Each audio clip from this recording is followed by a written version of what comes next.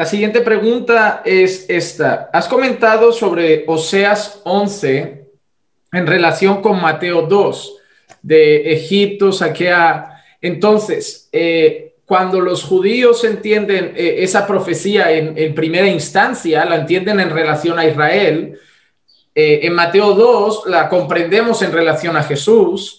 ¿Las dos interpretaciones son correctas o es que los judíos en aquel entonces no podían hacer una interpretación correcta? ¿O es una interpretación primaria con una interpretación plena en Mateo?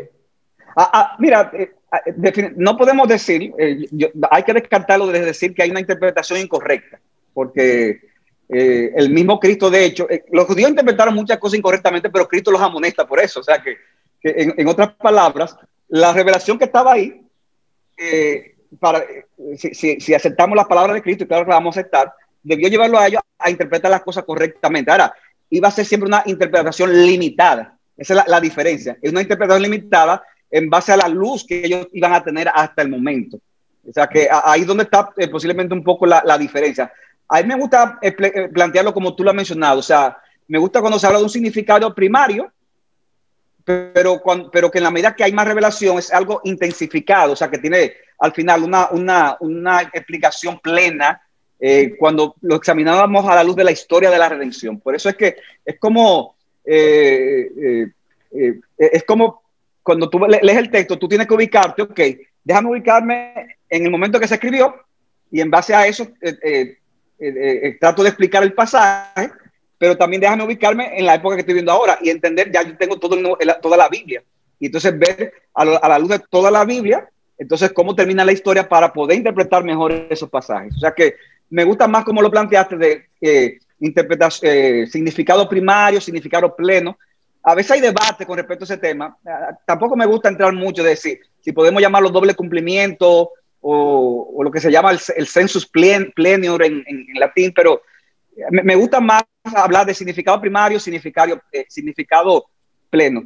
Un significado primario, perdón, y es importante, que también se va intensificando en el tiempo. Y eso es importante. ¿Por qué? Porque cuando uno lee pasajes como el libro, lo que sucedió en Éxodo, nosotros vemos ahí y podemos decir, bueno, hay un significado primario del texto, ¿verdad? Israel sale de Egipto y va a la tierra prometida. Pero vemos en la misma historia de la redención dentro del Antiguo Testamento cómo eso se va intensificando. Y lo que sucedió cuando el pueblo es cautivo a Babilonia, y entonces después regresan a la tierra con Zorobabel, Esdras y Nehemías, es como una especie de éxodo, de nuevo éxodo. Y por eso que se hace alusión al éxodo de Moisés. O sea, que vemos algo que se intensifica. Pero ¿qué pasa? Cuando uno lee esas promesas, esa profecía de que el pueblo iba a regresar, la forma en que se describe en formas que no se cumplieron cuando Zorobabel, Esdras y Nehemías. Porque se habla así de que iba a volver, pero que iba a ser gloriosa esa vuelta, la gloria de Dios iba a manifestar, una serie de cosas. Cuando uno lee a Esdras y Nehemías, uno ve que sí, después que el pueblo volvió, fue una parte, pasaron muchísimo trabajo, el templo se construyó, pero no era la gloria que tenía antes.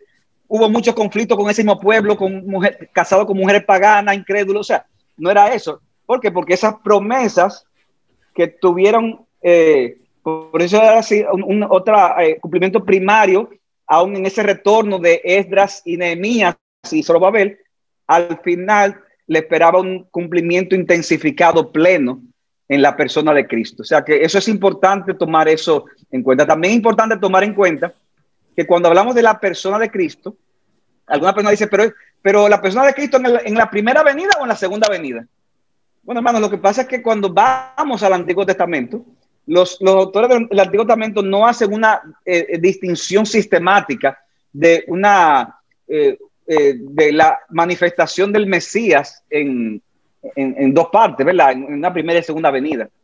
Ellos, más bien, en las profecías, muchas veces hablan del siervo sufriente, pero muchas veces hablan del Mesías de gloria. Y parte de lo que Cristo amonesta a los judíos de su época y aún a sus discípulos es que ellos, la parte donde hablaban del Mesías de gloria, ellos lo estaban interpretando de una forma aceptable, pero la parte del Mesías sufriente ellos no la veían. Entonces Cristo decía, no, pero ustedes debieron ver las dos cosas. Entonces, ¿cuál es el punto? Los autores del Antiguo Testamento al final no hicieron esa distinción. Para nosotros es más claro verlo porque ahora miramos hacia atrás y vemos una venida, una manifestación del Mesías en dos partes. Lo que fue la primera venida en humillación y la segunda venida que es en gloria. Entonces, por eso es que cuando uno lee el Antiguo Testamento, una profecía, uno dice, pero ven acá, me está hablando de la primera venida, pero de repente me salta la segunda. Pero ¿y por qué brinca de nuevo la primera?